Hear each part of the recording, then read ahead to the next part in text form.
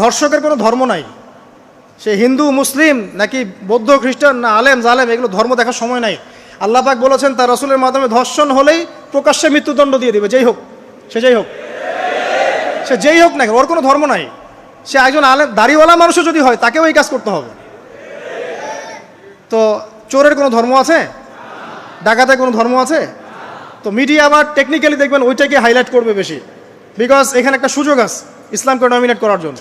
তবে এখানে একটা বিষয় ক্লিয়ার করতে হবে যে পাপ পাপী যেই করুক তাকেই শাস্তির আওতায় আনতে হবে। আল্লাহ পাক তৌফিক এনায়েত করুন বোঝার। এখন এমন একটা সময় চলছে বাচ্চারাও এগুলো থেকে নিরাপদ না। 5 বছরের মেয়ে, 7 বছরের মেয়ে, কয়দিন আগে দেখলাম যে 2 বছরের মেয়ে, নাউজুবিল্লাহ, তার সাথেও নাকি এরকম ঘটনা ঘটেছে এবং উত্তরবঙ্গেরই ঘটনা।